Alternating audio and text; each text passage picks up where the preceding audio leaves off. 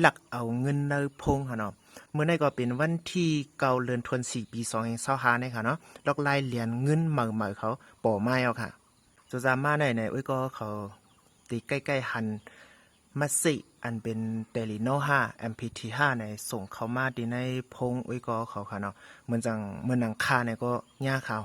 สังเกตอุ้ยก็เขาการเน็กย่ากาหลุดย่าบ่ในจึงเงินในพงอุ้ยก็เขาจังย่าเป็นหลักออกกาง่ายๆลมๆนะฮะเนาะย้อนเพื่อนนั้นในวิวในเขาได้มาหลัดปันไล่ฟังสติค่ะ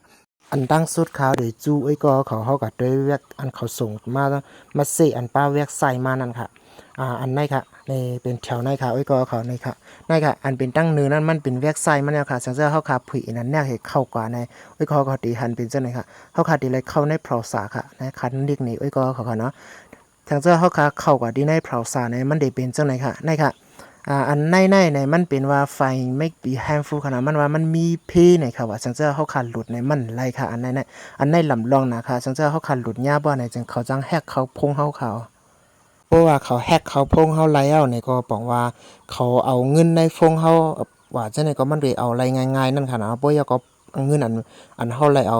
เฉยไว้จอมป่านค่ะนะเอาพงให้ดังป่านมาเช็คกันไว้เหมือนหนังเคพิซซ่าได้ดังป่านเนี่ยก็เขาได้ถูกเอาง่ายๆในห้ามนำแต่ออนกันยุ่มจึงไหนคะย้อนเบอร์เจนั้นอันเป็นเขาส่งมาเว็บไซต์แน่ๆอย่าไปการหลุดไฟมันในเขาอยู่ดีในเสียย้อนทุกโซนพี่น้องเขาอย่านำอยู่ค่ะ